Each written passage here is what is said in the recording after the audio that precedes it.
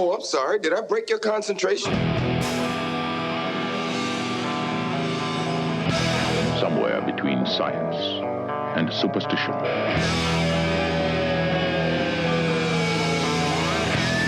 We have such sights to show you.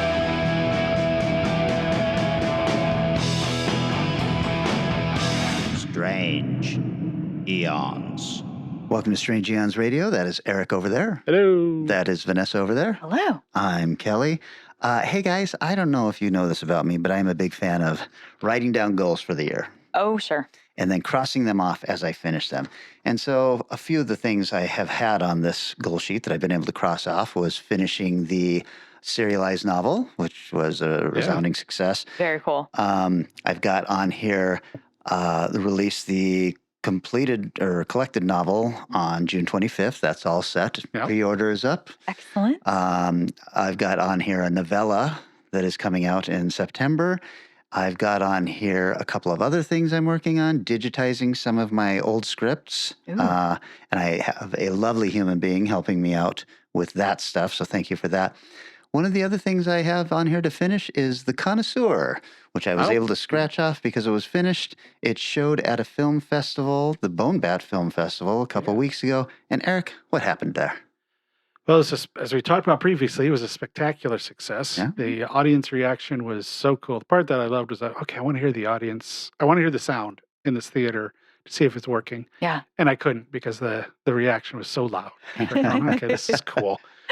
And then, come to find out, we got notification from Steve, the stud man who helps put on the Bone Batch Film Festival, that we won the audience selection for Best Northwest Film. That's incredible. How cool is that? Oh, So one screening, one award. That's nice. That is really nice. that's some good odds. Yeah. Audience choice is always nice too. Yeah.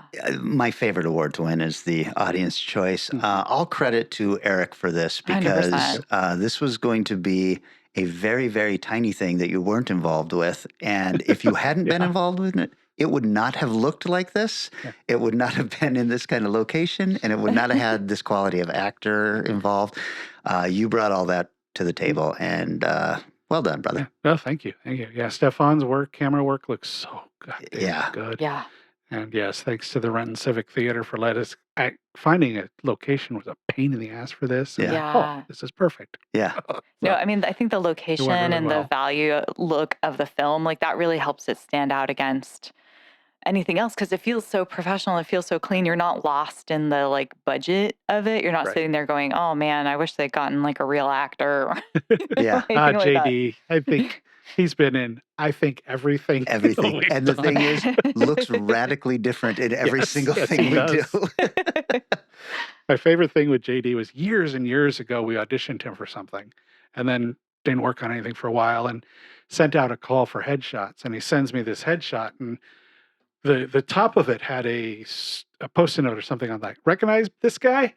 And I'm like, I don't know who the fuck this is. Right. And then there's two headshots. I open it up to the next headshot. It's like, oh, and the post-it there's like, I bet you do now. Oh my God. He knows what a chameleon he can be because it was like Wow. totally different looking people. It was really cool. And just a really neat guy, lovely person to work with. That's one of the things I will say that I really appreciated about this was working with the two of you on this. Yeah. You guys edited it together. We produced it together. We brought in Carlos to help produce it. Working with Wade on the effects. It was really way 30 years ago when we started Maelstrom Productions. It was let's just find people we like to work with and just work with them all the time. Yeah.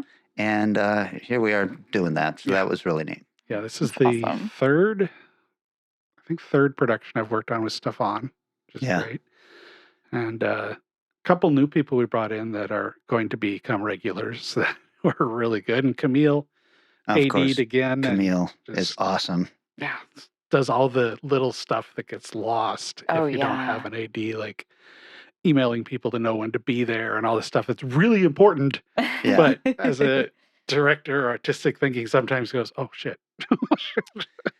Yeah. Oh, yeah. On the day, she was very good at finding a space for a computer to be set up that was out of the way. Yeah, yes. Nice to have that person and not bug the director, the writer, the yep. creative team with them. Such like really irritating. Whereas a power plug, you guys don't need to care about that. Yep, yeah. And anybody who I may or may not mention, everybody that day was great. Yeah. We had Yeah. a really amazing crew, and Rick and Ty and Steve Yeah. and everybody. It was really good.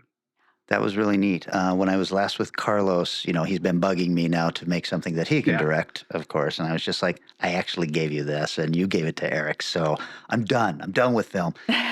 But I was with him and I had dusted off a old short idea that from 20 years ago. And I pitched it to him and he was like, this is doable. I could actually do this. And so count on him asking you for at least help on Sure. how to do some of the stuff he wants to get going. One or two people in a room. This is, it's a 2-person thing. It would have effects, but we know that Wade can pull off anything that we need to have done. And it's a straight horror flick. So, Wow. which is something he's excited about. So I Very said, cool. Nice. I don't know that I'm up for writing new stuff, but I've written so much stuff in the past that I'm Yeah. like, I could dust this off and maybe this will work. So He was commenting on, he was pretty excited at the Bone Bat. There was a series of 5-second comedy shorts put Yes. together by one of the regular directors. And I was like, well, you could do that. yeah, I guess we could. Just a matter of the idea. yeah, Mhm. yeah. So anyway, the other things that are on my list here are pretty exciting and they're all very close to being done already. Ooh. So I will be able to add other things as I go along. I recommend to everyone that you set down, especially creative people, that you set down what you want to accomplish in the year and then you mark it off as you go so that you can step back for a minute and say, oh, I didn't fuck off this year. I actually did stuff. Yeah. And I would also recommend adding goals that are big that you didn't realize you probably should have had on your paper and then crossing them off after you've done it. Yeah. Because I feel like it still counts and it's a big deal. And just because you didn't think of it in the moment doesn't mean. Right, because sometimes something comes up that stops you from doing something on here. Yeah. You need to write down what that was so you can take a moment to step away from your head, which is always telling you horrible things about what you've done with your life. And you can look with your eyes and go, I have done stuff. So, Very true. all right, enough of my TED Talk. I saw some movies. Yes. Excellent. I saw something really fucking interesting, you guys. And Eric, I know for a fact you're going to love this because this Okay. is right up your alley. Vanessa, I think you're going to like it because it's so fucking weird. It is called All You Need Is Death. Huh. Okay. Not sure. Nothing? I don't know. Okay. This is a movie about a young couple it's an Irish horror film. Mhm. They're traveling the Irish countryside. And what they do, they are involved in some kind of black market song Yes. sharing. I've heard about this. And they go around and they try to find old Celtic songs Yeah. that people have forgotten. And so a lot of these songs are passed down from family member to family member. And so what they're doing is they're recording these songs, but they're not supposed to be because these people are very serious about these are family songs and stuff like that. Wow. And then they sell them on the black market to people who collect this kind of thing. And it's just this weird, the setup already is super interesting, right? Mhm. Yeah. But Eric, here's where you're going to go crazy.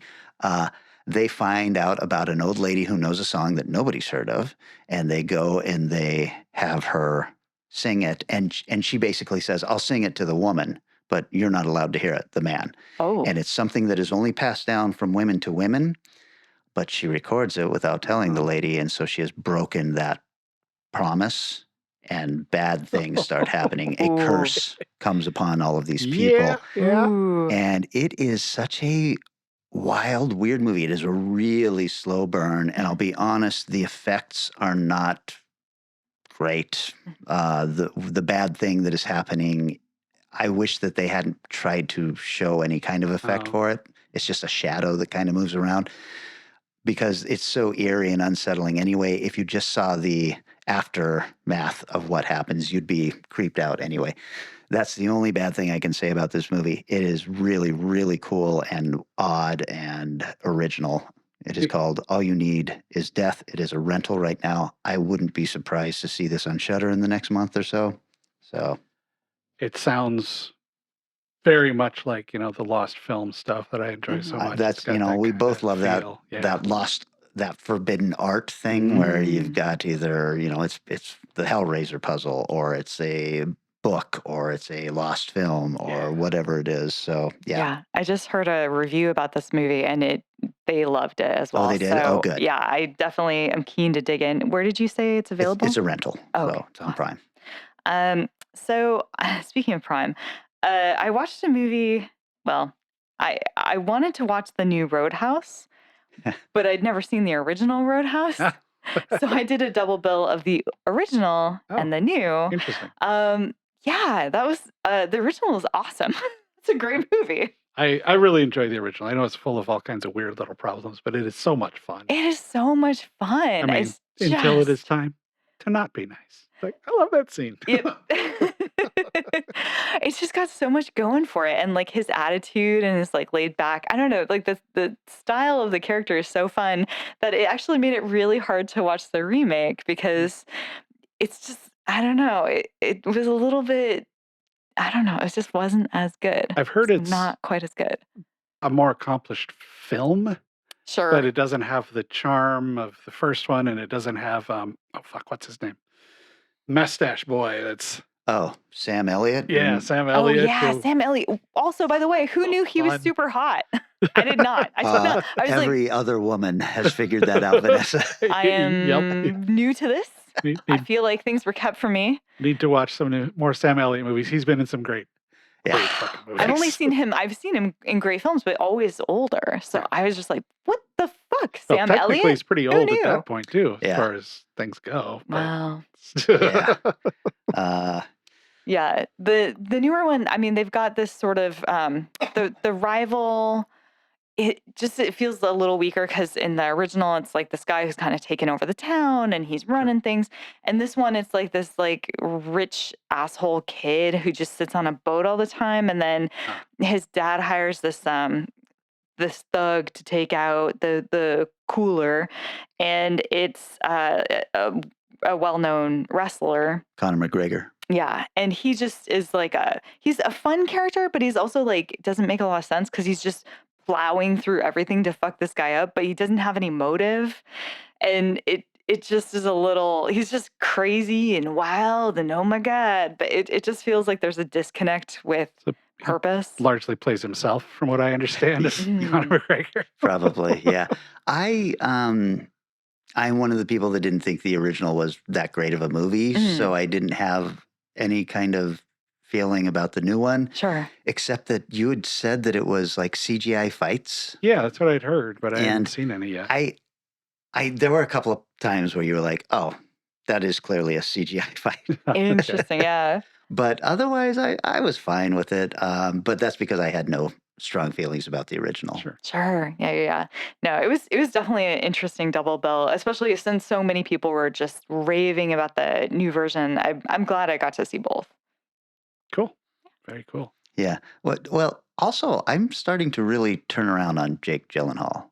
Did you not like him? I guess I thought I didn't like him. Although when I look back on all the movies, I'm like, oh, I liked him. I liked him in that one. I liked him in that one. Really Prince of Persia, talented. I think, might have been a miscasting. Yeah, that's a mistake. Yeah, He's not. I mean, everybody makes mistakes, but like even most recently in Ambulance, he's like a terrific. Oh, you had brought that up when we were talking, and I still haven't watched that. I got to watch that. Yeah, especially, I mean, if you like the old style Michael Bay, like over the top 90s action, like it fits so perfectly in with that. It's super fun. Okay. And he was in Nightcrawler, and I loved that. that was a good. great performance. Yeah. He's a good actor. Easy on the eyes and fucking ripped in this new movie. I was like, is Jake that CGI? Gyllenhaal? I can't tell if that's a real muscle or not. I certainly don't have that muscle. Is that? I had no idea. You sure it's real? Did we come with those? All right. So, loosely film related. All the weird shit in my world right now. I've taken to doing things that might be easier that require less thinking. So I've been Sure. reading the Jack Reacher novels. Oh, okay. cool. I'm into novel 3, and they're fun.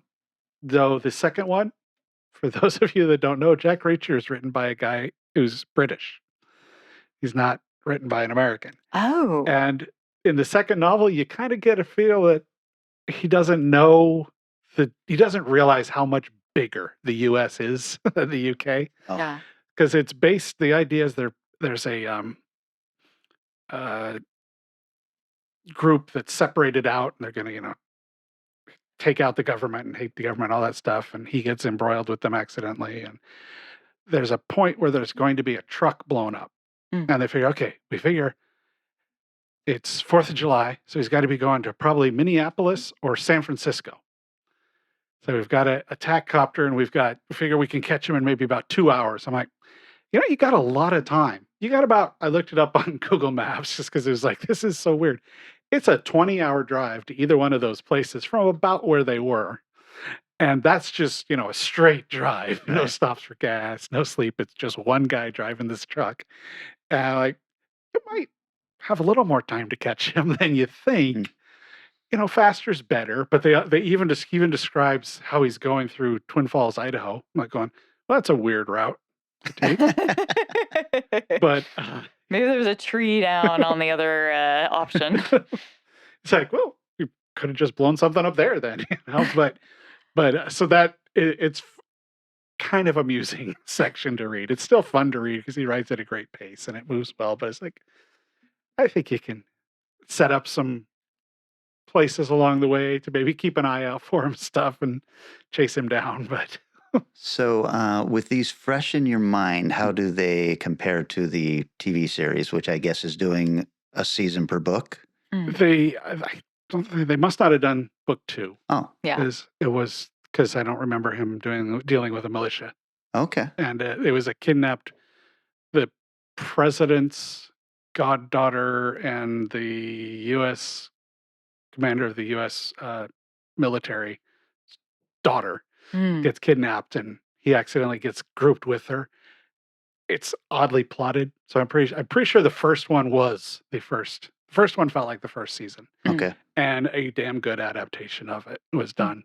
And then I'm reading this going, I don't think they did this one because it's not as good as the first one, and the plotting is the whole thing's based on him accidentally getting scooped up with this woman when she gets kidnapped. So it's kind of like, Oh, Yeah. Maybe season 3. yeah, I just started the 3rd book, so I'm not quite sure yet if it's the second film or if there's a shit ton of these books. yeah. There's Yeah. like 13 or 14 books, No, it's right? like 20 or something Wow. like that. Holy cow. And then there's offshoot books where he has licensed people to write Reacher fan novels and Oh, things sure. like that. But the casting is definitely correct now. The Tom Cruise character was way weird for this, but Right. for this one it's good. And that guy's description of him being huge and just getting everything away because he's so large works even better in the books. Oh, Because the way he's described in the books, he seems even larger than he does in real life. But I'm enjoying them. They're fun, fast, easy reads. It's sort of, Mac Bolan without the racism and sexism that in his earlier books, if you read them now. But he's a very similar kind of loner character. But they're fun to read. I'm liking them. cool. Cool. I saw a movie called Here for Blood. Here for Blood. I have not heard of this. Okay, this is on Shudder. I'm pretty sure I saw it on Shudder. It is about a guy who is a professional wrestler Mhm. in a low wrestling. He's not WWE or anything like that, but he's built like a fucking brick shit house. Mhm. And to help his girlfriend out, she is she's going to school, to university, and she babysits on the side, but she's got to study for this one test, and she asks if he will babysit this girl this one night. So he shows up at the house, lovely house, and the parents are kind of like, where's Susan? And he's like, oh, she'll be here later, but, I'm such and such. I'm her boyfriend, and she'll vouch for me and all this. And they're like, okay, well, all right. So they introduce introduce him to their daughter. And she's, a bratty little kid and all this Sure. stuff. And she's basically like, just leave me alone. I'll play video games upstairs. And he's like, fine, that's cool. And what he doesn't know is that night a group of Satanists, cultists, have decided they're going to kidnap this girl and sacrifice her. Of course. But they don't realize that they're going to be facing a wrestler. They think they're going to be facing this young girl. So they break into the house, and then he proceeds to start beating the shit out of them. And this is a horror comedy. Sure sounds like it. It does have a lot of funny scenes. Like one of the guys comes in and they're fighting in the kitchen, and the wrestler grabs him and pushes his face against the burner. So for the rest of the movie, the guy has this burn that's in circular pattern on his face. And then, of course, there's twists and turns as you start realizing that there's a little more to this story than you thought. But I thought it was really good. It's very low budget, but it's very bloody and gory. The effects are kind of over the top, humorous, and everybody is a fairly decent actor in it. So I wanted to give it a little shout out. It is called Here for Blood. I've been putting together I'm going to do the 100 Days thing again for horror this year. Oh, so I've yeah. been putting lists together. That sounds like it's like, well, okay, do I want to watch this one now or do I want to wait? Vanessa, this movie might be too dumb for you. Eric, you'll love really? it. I'm sure it's going to be. Yeah, I got no Is it problem just with dumb. slapsticky? It is a little slapsticky, yeah. Oh man. Oh, well, man. Okay. Speaking of slapsticky, this isn't a genre film, but I did get asked by my husband late at night. Hey, when it's in the carousel on Roku, like passing around. Hey, look who's talking. I haven't seen that in forever. John Do you- Travolta film? Yes. Okay. Do you want to watch this movie? I was like, fuck no. And I got so mad. And he's like, well, how are we going to watch Look Who's Talking 2 if we don't see Look Who's Talking now? I was like, This is tough logic to argue with. I was like, I'm not watching these movies. These movies are so dumb. It's just going to be so stupid. I do not want to. And he's like, I think you do. I think you do. And so he's like about to use my account to pay for a rental for Look Who's Talking. And I was like, no, you are going to log out of my account. I am not paying the $2.39 to rent Look Who's Talking. It's not going in my algorithm thing, man. I was I don't want this in my freaking algorithm. Thank you very much. Algorithm, yes. But I did end up watching it. It was not as horrible as I thought it was going to be. It's actually Kind of basically adorable. Yeah, it it's a is. fun It's just a film. romance with occasionally the talking baby. I think it's Bruce Willis. Bruce Willis Willis, is just yeah. ad-libbing. I think he's just saying Sure random sounds. shit. Yeah, I'm sure there is a lot of that. I Because would there's a think. lot of why would you? That's not even funny, man. That's stupid. Why'd you say? But the one thing I will say though is I didn't expect body horror in this movie. If you guys remember the opening scene, they kind of put together this baby out of clay and I don't know, approximation. Just trying to remember what a baby might look like, and they're just kind of smearing a thing together, and then they're like, look, it's a baby. So there's a long while where the baby is like a fucking horror show. And you're like, what the hell? Ooh. And then it shows up and it's just like a kid, and that's fine. It's not a particularly attractive child, but it's okay. It was a rom-com, and that was much more my speed than I thought it was going to be. So Yeah. I survived. All right. Body horror, huh? Kirstie Alley too, right? Yeah, Kirstie Alley. Yeah. John Travolta. When- Christy John Alley, Travolta. yeah. That was a The good sequels good are combo. fucking awful. I mean, the first one's kind of fun, but the sequels I never bothered. are not good. as soon as he said Roseanne Barr is in the second, I was like, I don't want Oh, anything. I do I not cannot want to remember touch that. this with a 1,000-foot stick. And he's like, the third one is talking dogs or whatever. I was like, why? No, why? Yeah, For the love I of kind of Christ. enjoyed the first one, but 2 and 3, I don't think I saw 3, but 2 I was like going, ugh. Well, this and is Look Who's just Talking dumb. Too is TOO. Look Yes. Who's Talking also. Yeah. And Because it's the I'm little just like, sister. I refuse. It's like Teen Too Wolf 2. much. I also refuse Teen Wolf 2. Yeah, I think that's probably good.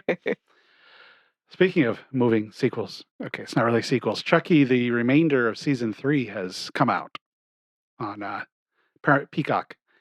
So I've started watching that, and it seems to be taking off nicely right where it left off with this weird aged Chucky who's Sure. dying.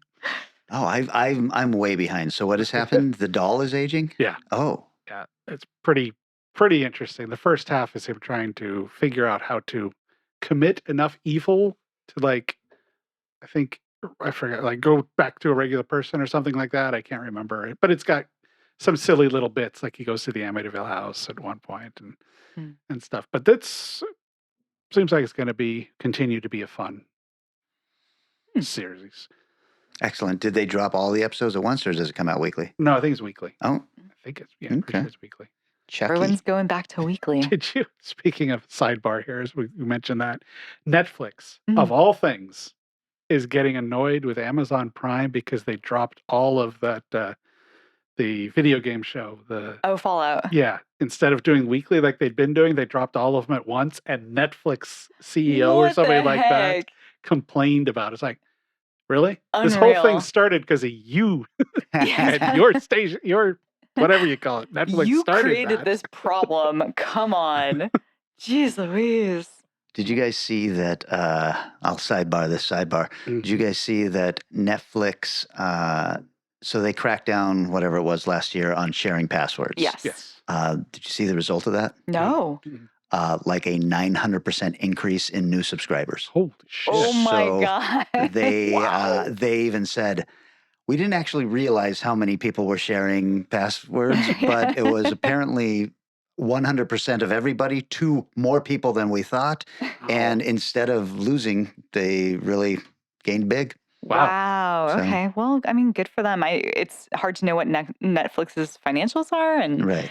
how successful or not successful the model is, but man, all right. I was a little irritated that my mom couldn't use, I couldn't use my mom's Netflix account. So now I'm using my husband's Netflix account because it has to That counts. ping now to Right. the local server, and otherwise it gets mad at you. So I'm fine, but I still continue not to pay for Netflix. There you go. Taking a stand. But they're coming after me now. Well, you realize as husband and wife, you don't get to pretend you're two separate people like that anymore. You're paying for it. It's just you're in the same house as he is. You hush your mouth. holy shit, Eric, you You just blew hush my your fucking mouth. mind. We have separate bank accounts. We have separate incomes. We're Yeah. two different people. You don't even. It's fine. I still have autonomy. Ooh, nerve touched.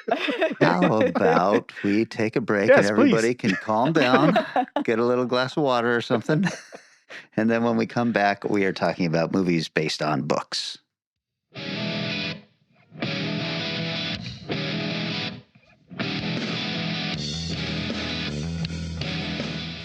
Walden Books presents Christmas savings and gifts that are fun for everyone. Now and only till Christmas, save 25% on James Michener's Texas. Secrets by Daniel Steele. I Never Played the Game by Good Sport Howard Cosell. The Harper Bible Dictionary. And Better Homes and Gardens' new cookbook. Yes, when America looks for the right Christmas gift, America finds it at Walden Books.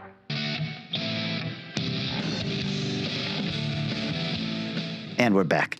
Eric, this was your subgenre pick. Well, yes, it was. And I picked a good one. A weird one, but a good one. Mm. 1962's The Trial. Joseph K.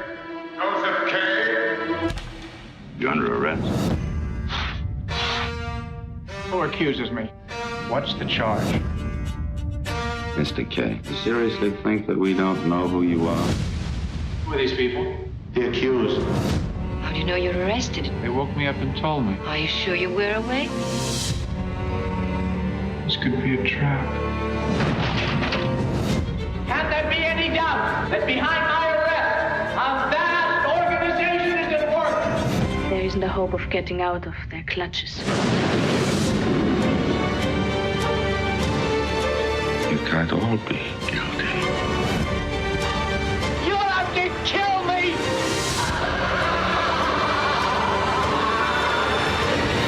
To be in chains is sometimes safer than to be free. Oh.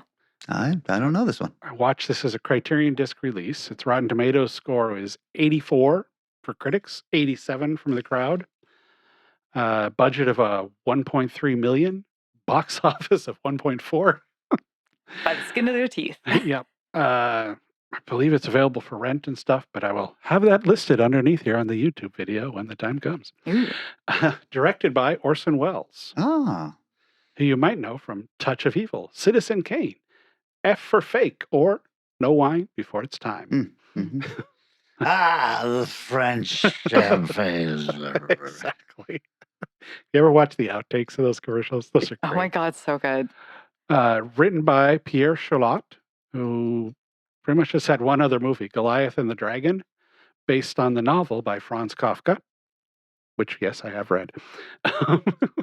This is also, and Orson Welles had a hand in writing it as well, of course. So he wrote most of what he's directed, so that's not unusual. This lead in this one is Anthony Perkins from The Black Hole, The Life and Times of Judge Roy Bean, and of course, Psycho 1 through 4. And Arnaldo Foy, who is in The Earth Cries Out, Ivan, Son of the White Devil, and Captain Blood. 182 credits, Italian-born actor. And Josh Hahn, who's in the Grand Duel, The Wise Guys, and What's New, Pussycat? Woo, woo, woo. You got a song that hits your head on that one, I would imagine. So this is going to be odd. I believe we have a couple odd ones. I am not going to be able to describe directly what happens in this film. Oh. Because it is not a narratively turned film. It is a logic film. It's a dream logic film, nightmare logic film. Oh, all right. Orson Welles himself described it. He said it is a dream. He made no bones about it. He said this movie is a dream. Wow. And he also said it's a black comedy or dark comedy, which, okay.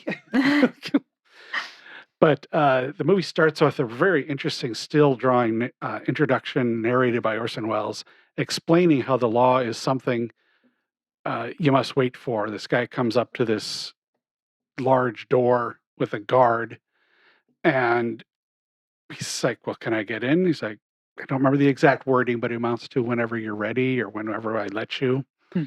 And this is going to kind of explain the movie itself, where by the end of the story, the guy has waited so long, he is dying. And he's like, I've been here this whole time. Nobody else has gone in. Why is that? And he said, this is for you only. This door was meant only for you, and only you could have entered it. And then he closed the door. It's like, oh shit. So it doesn't exactly start off going, well, I think I'm going to be laughing in this film, because it's pretty dark.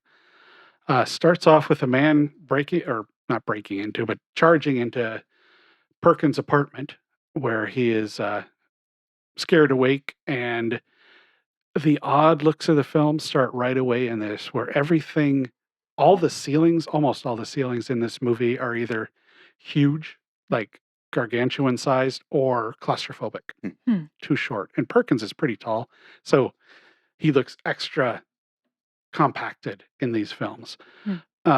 He thinks the police are there for his neighbor, who is a night dancer, shall we say? I think so, yeah. And there's also people from his office who are standing around. They never say anything to him, and they're just kind of there. But they're looking at her stuff and messing with her stuff a little bit. Perkins has a slight crush on this lodger he thinks they're looking for. So he's sort of defending her, even though the landlady thinks she has a bad career and shouldn't be allowed to live there. But she comes home and he just starts to tell her what's going on. And there's some good humor in there, because she delivers some funny lines in weird tones. But you still don't know exactly who's being arrested or who's in trouble. Perkins talks to the lady explaining what's going on, and she gets all upset because they touched the picture of my dad or some stuff along those lines. And so Perkins then goes off to work. Wow, what a scene. It is. I had to look it up because he walks into something that looks like sort of out of Brazil, where they hired 800 people and then outfitted all of them with little desks and typewriters. Oh. And they're all lined up 90 degrees with little areas you can just barely walk through. And it's a spectacularly large scene where he walks through there to get to, he has a cake or something. He's going to this closet to hide it there. And his boss says, "Why are you hiding it here? This is a broom closet. Nobody does." I was like, I don't know. I don't know what's going on. A very uncomfortable scene where his niece shows up, but she's on the other side of the glass. So he doesn't really interact with her. But the boss is implying that, why is this young woman slowing up? You're not supposed to be sleeping with somebody her age. You really should change your ways. Which isn't happening at all. There's nothing like that going on. Even she's in a later scene with him, and it's very much niece and uncle. Yeah, and he has a great line in the middle of the movie about his experiences he's having in life. It's like, why am I always in the wrong? Without even knowing what it is or what it is about. I was like, that fits this whole fucking movie. Later on, so as you can see, there's really no logic. There are leaps and jumps, and you're just sort of following him trying to figure out. And as he goes along, you figure out he's technically under arrest, even though he's just wandering around doing whatever he wants to. He goes to, he's at a live show, like, it looked like the Amadeus Theater. He's at a theater like that with big balconies all around the edges, and somebody hands him a note, and he wanders out to the lobby, and the cops are there. The same guys that were in his apartment earlier. It's like, time to take you to your trial. He goes to this place, which is just filled with a bunch of people, and he gives a speech about how wrong it is, where he doesn't know what he's been charged with. He doesn't know what is going on. But they say, it's all right. We need to interrogate you, but we'll do it outside your usual work hours, so it won't interfere with your life. He then returns to the office, and he comes in a different way, and now all the desks have been flipped. So all the people are facing in the opposite direction of where they were earlier. And just weird little stuff like that goes on all the time. And he goes to his person who's going to be his lawyer, who is played by Orson Welles, and decides he doesn't want him representing him and doesn't like him. I could keep doing that for a while, but I'm not gonna. I'm gonna talk about some of the making of this movie instead. The film makes virtually no sense as a narrative feature, but watching it as a dream, it actually works very well. It's very strange. It moves in a way, kind of like we talked about long ago with 12 Monkeys, where if you're following Bruce Willis's role, you get confused as what's real and what's not. There's some of that with Anthony Perkins in this, where you're like, there's times he feels like he's got it figured out, and you're like, oh, okay, yeah, and then never mind, that's not what's going on at all. Every place he shows up, if there's ever a woman, she hits on him really pretty hard. Not every time, but almost every time. So, and then you get to the end credits, and Orson Welles is reading them. Like, all right. So, taglines: Orson Welles' masterpiece, a film of enormous visual panache. All right. The most remarkable motion picture ever made. Sure. And do not get me wrong, I fucking love this film. This was an amazing experience to watch. It's based on Franz Kafka's novel, as I said. Includes that Kafka parable, Before the Law, was from something else he'd written that was added in because it totally fit into the story. This was Orson Welles' reaction to the trouble he got to in Hollywood during the Red Scare, where he was during McCarthyism and all that, and he was kicked out of Hollywood. He made this film in France and a couple other European countries. Took 6 months writing the screenplay. Adopting the work, he rearranged the Kafka's chapters to a different lineup. But the catch of that is the original novel was, when it was put out, the Max Brad, the guy who published it, had already rearranged the chapters.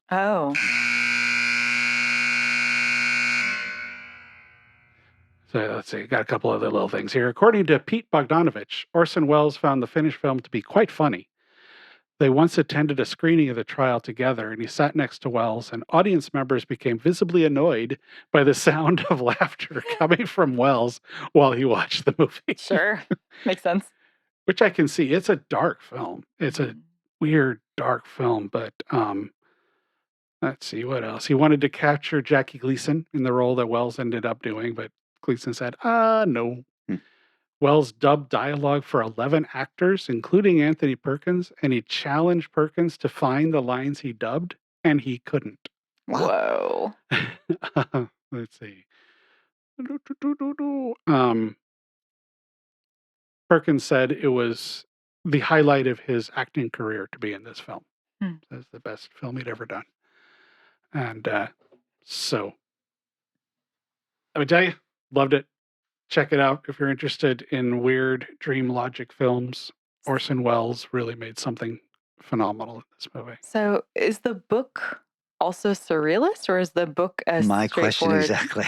narrative? Kafka is large. I don't know, have you read I've only read Metamorphosis? Yeah, I've only read Metamorphosis. I've read a few of his things, like the High Castle, that one show on Amazon was based on. It's called The High Castle or something. So I read a few of his, and they're all a little surrealistic. They're all a little unusual. This one's probably more the trial's not.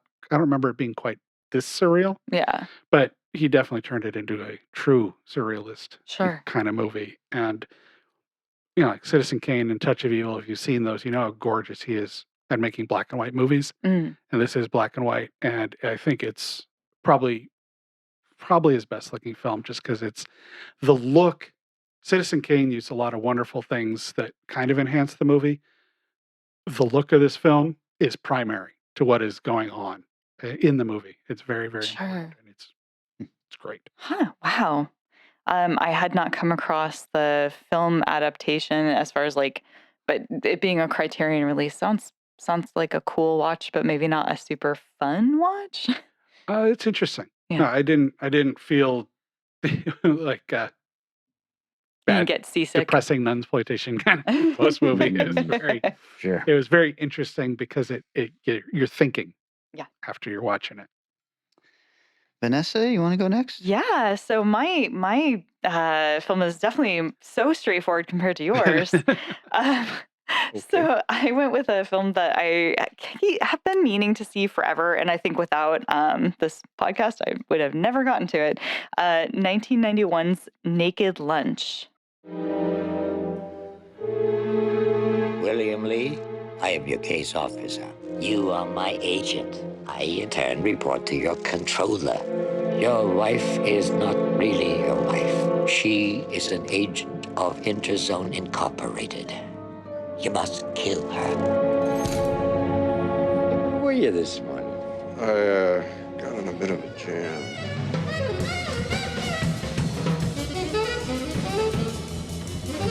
They're saying that you escaped from custody and murdered your wife, and they want you. You're just gonna have to leave town. And Interzone is the only place that will have a shady character like you at such short notice. I would never have expected to see you up and out so early. You seem to be in a lot of pain. It is an elegant way to strike terror into the hearts of the enemy. I think the New Order could find a place for a man of your caliber. We like confidence in an agent, but don't let it make you careless.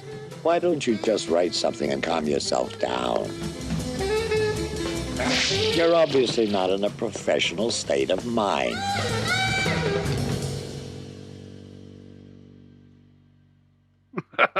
I guess. Yes, straightforward, regular old movie. Very straightforward. Straightforward book, straightforward Wow, movie. you guys went weird. Yep. Mine has a Rotten Tomato score of 72 from critics and 77 from audience, which is actually higher than I would have guessed. Budget of 16 to 18 million, box office of 2.6 million. Oh, no. Jeez. This was a real bust. Directed and written by David Cronenberg, 48 credits to his name. We have discussed on this show not that long ago, Videodrome, Yep. also Existence and The Fly. And of course, you may also know him from Crash, History of Violence, etc.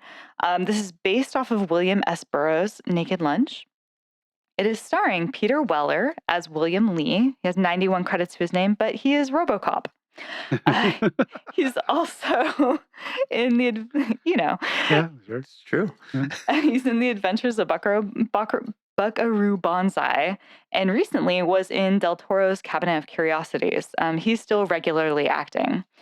Judy Davis as Joan Lee / Joan Frost, 68 credits to her name, a number of Woody Allen picks, a little unfortunate, including Husband and Wives and Alice. Also was in Passage to India, The Ref, and a lot of recent short films. I'm not quite sure what she's up to, but she's in a ton of shorts lately. And Ian Holm as Tom Frost, 142 credits to his name, including Brazil, Lord of the Rings as Bilbo Baggins, Aliens as Ash, and Terry Rapson in The Day After Tomorrow. Great role. All right. The plot. So now I can't say that this is the plot, but this is what I believe is the plot. So we're set in 1953, and William Lee is an ex-drug addict who has turned his back on writing to become a passionate bug exterminator.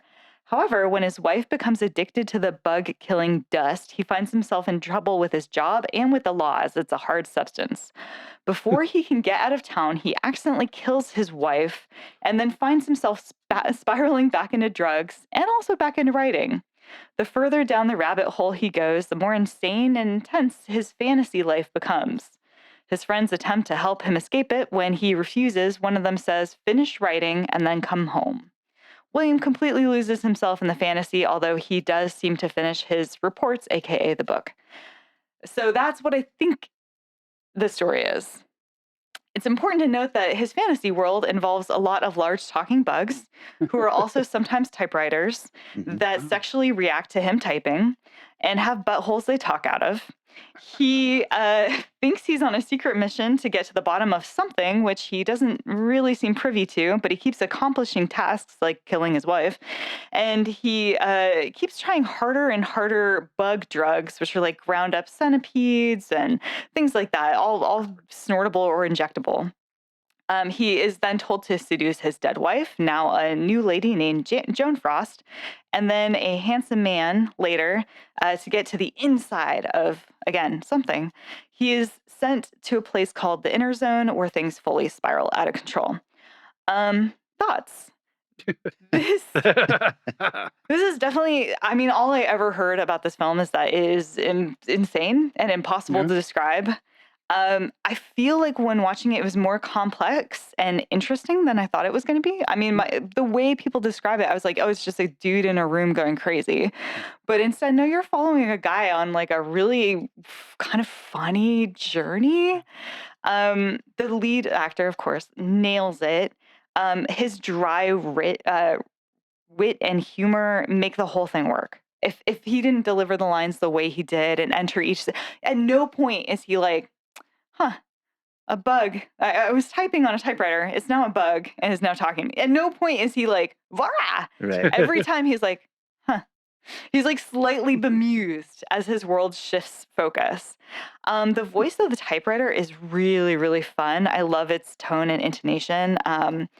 It sounds a lot like actor whose name I've totally forgotten, who's in Poor Things. But yeah, it just sounds very cool. I looked up the guy, but he wasn't from anything I knew. The only thing is this has a lot of sex.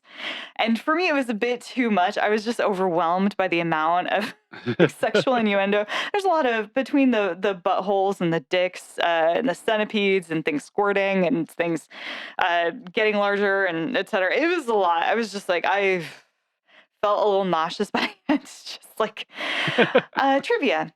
This movie is packed with characters based on real people and events from the life of Burroughs. Like Bill Lee, William S. Burroughs was an exterminator and drug addict who accidentally shot his wife during a drunken game of William Tell.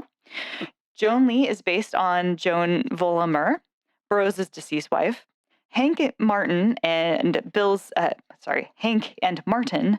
fellow writers in the movie, are Jack Kerouac and Allen Ginsberg in real life. Burroughs moved to a section of Tangier, Morocco, known as the International Zone, hence Interzone in the film. Tom Frost is based off of Paul Bowles, and Kiki was the name of a young man Burroughs had a same-sex affair with in Tangier while writing Naked Lunch. The William Tell incident happened in Mexico, and with how the law was at the time, he only served 13 days in prison for shooting his wife in the head. Wow. Yeah. Jesus. Peter Weller turned down RoboCop 3 to be in this movie. Good choice, I think.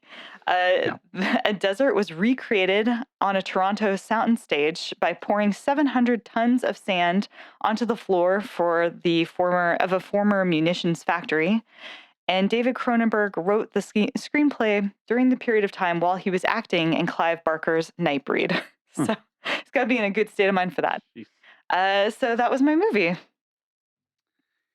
I'm significantly under time. I love this movie. Yeah. But I've only seen it twice. First time was right when it came to HBO, and then like 20 years later when I was like, oh yeah. And I remember going, I really like this movie, but what the fuck just happened? Yes. It really helped that I was like trying to figure it out and writing notes to like follow along. That made a huge difference for me because every time they start to peek back into reality. So at one point he's got a bag full of what he believes is his broken typewriter, and his friends are like, what's in there? And he's like, oh, it's something of importance, but now it's no good. And they open up the bag and it's just filled with drugs, like actual little needles and used up whatever he's been on lately. So you get these little peeks into the real world. And so I was kind of having a good time trying to parse what was happening throughout. I remember being very shocked at the death of his wife when that happens. And then I was like, well, okay, so that couldn't have really happened. When does she come back? And it was like, oh, no, he shot his wife in the head accidentally. Yep. I mean, in a way that you would think might happen if you were to point a gun at a person. Yeah, sure. Well, slightly drunk or, It was a fun party game that apparently Burroughs and his wife like to play. And he definitely recreates it in the book and is recreated again in the film. I did not know that. Yeah, really rough. And it's interesting, too, because she comes back as that other character. But then at the very, very last final scene of the film, she comes back again as his wife, and she's in a vehicle with him. And they play the game again, and again he kills her. Right. So it's just like he can't escape this guilt that he's taking with him. So Right, that is not proper gun safety, by the way. Did you try to read the book? No, God, no, absolutely not. I did not necessarily have the intention of it. I did read about people trying to read the book and how it is torturous and nearly impossible because he just will like randomly start listing numbers and Well, he writes stream of consciousness, so he Yeah. just writes. So that explains a conversation two the other writers have about how if you edit, you are censoring and therefore you are like Right. hacking and just doing the worst possible thing to your own, art. So that explains that a lot. Yeah. Cool. Right. Well, All right, Kelly. What surrealist fantasy romp are you taking us down? well, you're going to be shocked to find out I did not do that. Sure. Lately, I have found myself collecting British first editions of an author named James Herbert, who was kind of like the Stephen King of Britain. In fact, he outsold Stephen King at the height of his stuff over in Britain. Wow. Not super popular over here, but he made a movie, or he made a book, one of his very first books, called The Rats. And it was turned into the movie that I am talking about. It is called Deadly Eyes from 1982. They have been here since the dawn of time. They were on the battlefield with Alexander the Great. They were on the edge of Moscow with Napoleon. They're on every continent, in every city, and we do little to stop them. They're here now, waiting, watching.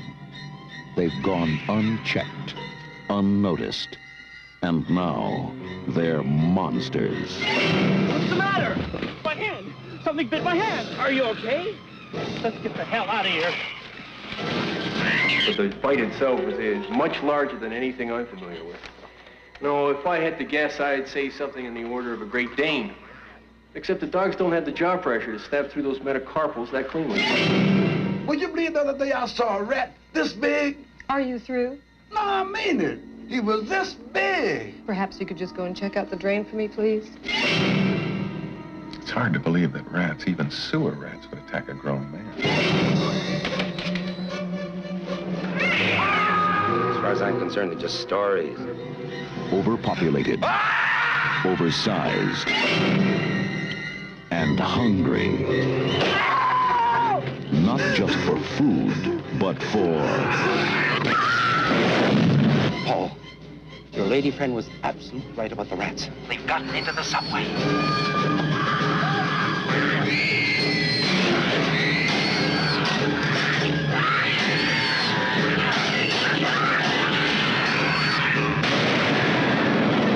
The rat population of the world is estimated to be 108 billion, 24 times the human population. Deadly Eyes.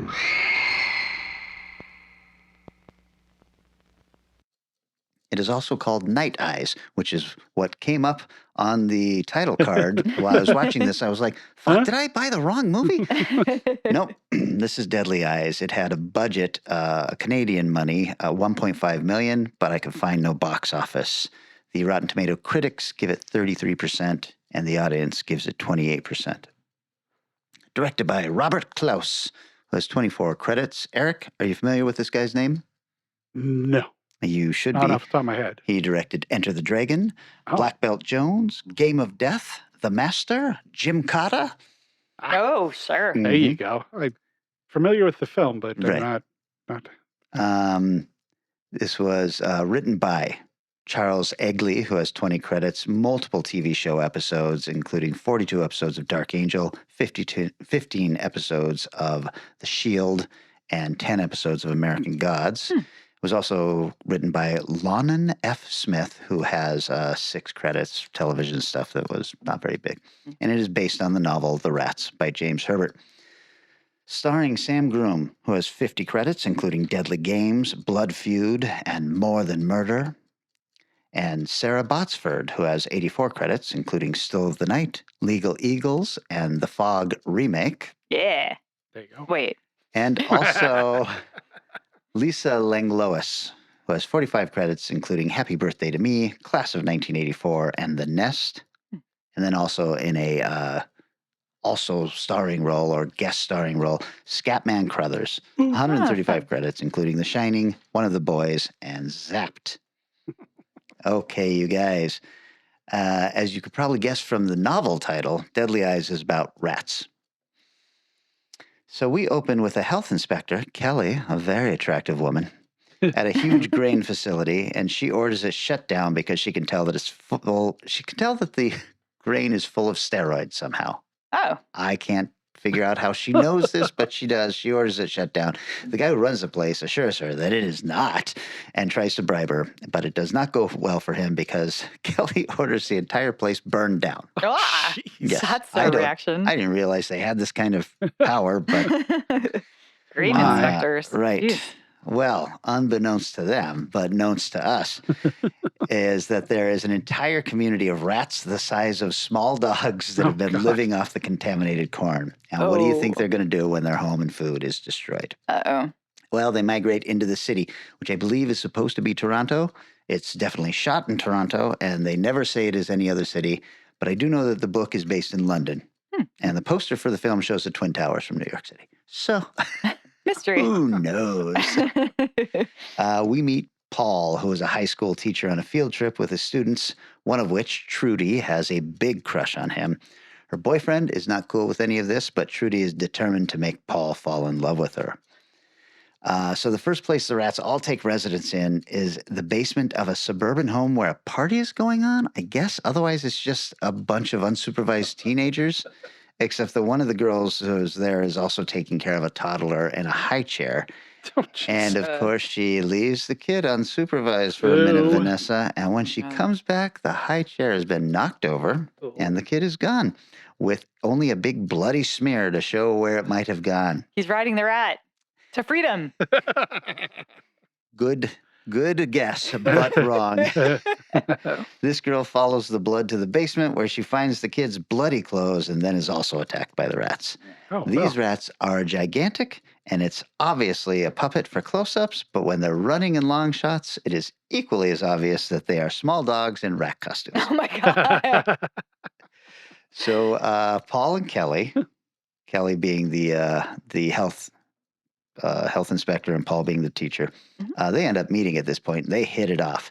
He's a divorced high school teacher / football coach, and she's a successful woman in a position of power. And the sparks fly with them ending up in bed in a sex scene that was quite boring and yet still kind of surprising to me because there was lots of nipple sucking and stuff that felt way more intimate than a couple of hip thrusts. I was like, I really hope these people know each other in real life because otherwise, after the director yells cut, she'd be like, hey, what the fuck, man? You're supposed to pretend to fuck me, not fuck me. Jeez. So next, the rats all attack an old man who's walking the streets alone late at night. And a different city health inspector, Scatman Crothers, starts thinking that this looks like the work of rats and decides to check out the city sewers. Trudy, the young high school girl, then tries to kiss Paul after his football coaching, and he tells her, hey, call me in 10 years. Jesus. And guess what? Scatman Crothers is right. He gets chased through the city sewers by this pack of puppies. They are adorable, right up until they all jump on him and start biting him and kill him. Oh. Then Trudy shows up at Paul's house and tries to seduce him, getting undressed while he's in the shower. He has his son living with them, by the way, and the son lets her in because he doesn't know any better. And Trudy goes into the bedroom and starts undressing, waiting as he comes out of the shower. He, of course, tells her that she's too young and she needs to leave. But this happens when Kelly, the health inspector, has shown up for a scheduled date with Paul and his son. And Kelly's response to this is, hey, you don't owe me anything. And the son says, are we still going to go on a train ride? And she says, fuck yeah, we are. And she takes the son and leaves Paul at home. Oh my God. Jesus. Wow. Very cool woman, I guess. So Paul telephones his buddy and rat expert, who instantly concludes that the steroid feed had spawned a new breed of super rat that had migrated into the sewers in search of food. Upon hearing this information, Kelly, the health inspector, immediately orders the fumigation of the entire city's sewer system, which is carried out with zero apparent effect on the rats. In fact, the rat expert friend is then killed next, almost like the rats were like, this guy knows too much. The rats continue attack. They move on to a bowling alley and then a movie theater and make their first brazen mass attack on the unsuspecting public. The rats select the viewers of Game of Death to make their first attack on. You know, I get a movie we can use. That's right. Resulting in numerous deaths, including Trudy and her boyfriend. Uh-oh. Meanwhile, the city's mayor prepares to make an inaugural run of a new subway section, which is, of course, right where Kelly is taking Paul's son, and that is where the rats attack next. While escaping the rats and sacrificing the other delegates, the mayor stows away on the empty subway train, but Kelly is left trying to protect herself and Paul's son from the advancing horde. Will Paul, now armed with all the rat knowledge of his dead rat expert friend, be able to stop the festivities or at least get to his son and girlfriend in time to stop them from becoming the rat's next meal? Will he be forced to assault a police officer and take the man's revolver in a scene that must surely make every single black viewer of this movie point and go, that's fucking bullshit? And will the mayor find out that he has escaped onto the empty subway train, only to find out that it is the rat's new home? All these questions and less will be answered in this movie, which is somehow quite bad and still very, very entertaining. I feel like I really won with this movie. I just loved it. Taglines. Tonight, they will rise from the darkness beneath the city to feed. That's a little long. Yeah. Trivia. The giant rats in full shots were actually dachshunds dressed in rat suits. Excellent. Detailed puppets were used in close shots, especially in the scenes of their gnawing on the victims. The dogs had difficulty seeing in the rat costumes, so meat and blood was used to get them to run in the right direction in any given scene. Perfect. Each dog had to be individually fitted for a rat costume. I read somewhere that one of the dogs actually died during the filming of this, probably because he was suffocated by the rat costume. And in 1988, James Herbert, author of the source novel, dismissed this as terrible, absolute rubbish. Sure. I bet he was really irritated by it. I had a great time with this, and I instantly texted a buddy of mine who is a James Herbert fan and said, "Have you seen this?" And he said, "No. Please report back." And I said, "This is awful, and you will love it." Have you read this novel? Oh, the The rats. Rats, Oh, yeah. yeah. Go. Yeah, I'm a big James Herbert fan. So, Oh, cool. nice. Yeah, in fact, I bought a first edition hardcover British version of it, I don't know, last year. Wow. nice. Nice. Perfect. Holy shit. Is this my pick? Yeah. Well, let's pause for a minute while I think of something. Do, do, do, do, do, do, do. Let me see if I wrote anything down that might jog what I thought I should be talking about. Sure. My brother texted me, "Vanessa, text me the name of the product that mom likes to drink as some kind of Hawaiian punch with mango, and it has 3 ingredients. She says she drinks it on the plane, but she can't remember the name. I'm going to stop there on the store for her on the way to Anderson Island to drop off firewood." To which the answer is Pog. My mom really likes the drink Pog. Familiar with it. I don't know if I've ever had it. We had it every time we went to Hawaii, but I noticed it started making its way into grocery stores, and it doesn't have anything I'm allergic to in it. So I'm like, oh my God, I can drink a juice? Phenomenal. So I've been occasionally indulging in Pog myself. Hey guys, I have an idea for the next topic. In honor of my novel, which is coming out shortly, The Secret Language of Spiders, how about we pick some kind of horror film that has spiders in it? Gross. Yes, I know. I hate them. Sure. I'm glad you hate them. I'm scared of them. I did so much research on this, and I thought, oh, clearly this will get me out of my phobia of spiders. No, I'm more terrified than ever now that I know more about them. Yeah, I just kill them when I see them. The thing to do. Very, very creepy. Yep. Okay, so we're talking about spiders next. That'll work, yes. Fun. This means we're at the part where I say thanks to all the listeners and viewers now. Although I will insert Oh, shit. Oh, what will actually be our next episode. Yeah. Will be our live show from Crypticon. We'll be at Crypticon shortly. So if you haven't made up your mind about showing up at Crypticon, please show up at Crypticon. That's right. Yeah, Come please by. come And on by. if you listen to the show, please come and say hi to Eric or Vanessa. Yes, and I will only be there for one period of time, one day. Oh, man. Which is for our panel on Saturday. Are we not going to have drinks? Oh, we could probably have drinks. We can probably hang out a little bit, but it's going to be, it's as long as I will not feel guilty about being away from my infant daughter. She'll be fine. That's what they keep saying. Yeah, there's a father there, But he's not Oh, wait, such is the a father bad there? Then guy. she'll definitely be fine. I thought you were just leaving her home alone, and I was like, oh, she'd be fine for a day. As long as the cats don't get too... I'm always worried the cat's going to suffocate her or scratch her, but they don't seem to care. Remember how much fun we had when Brian and Gwen and we all sat around and had drinks and everything? Don't take that away from me. Remember that time that I got COVID? Standing in the hallway talking to some... I have a photo of the exact moment. There's a guy next to you going, There is. His name starts with a J. Oh, boy. Oh, okay. All right, then. This is the point now, unless Eric wants to interrupt me again with something. Well, you said next episode. We're going, well, actually, our next episode. Actually. Oh, yeah. And thanks. Like and subscribe. Donate. Yes. Phone number. Thank you. Thank you for liking and subscribing, for sharing posts, for participating in the value for value model, which is if you get some kind of value out of this, give some kind of value back. That could be as easy as just calling the Strange Eons Radio talk line at 253-237. Let me start that again. Sure. 253-237-4266 and leaving a message.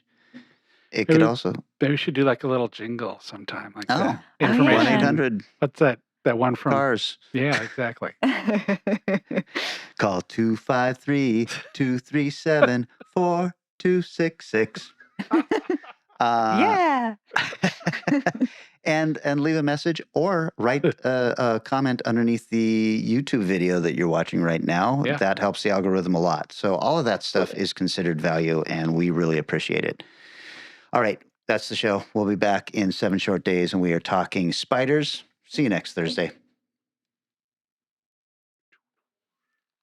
transportation, and other considerations for Strange Eons Radio, produced by Pan Am Airlines. When you think of traveling, think of Pan Am. You can't beat the experience. Guests of Strange Eons Radio stay at Econo Lodge Everett. It's an easy stop on the road, if you know what we mean. Strange Eons Radio is recorded live in front of a studio audience. If you enjoyed this episode, please consider leaving us a positive review on your favorite podcast app. Sit, Ubu, sit. I am not paying the $2.39 to rent Luke Who's Talking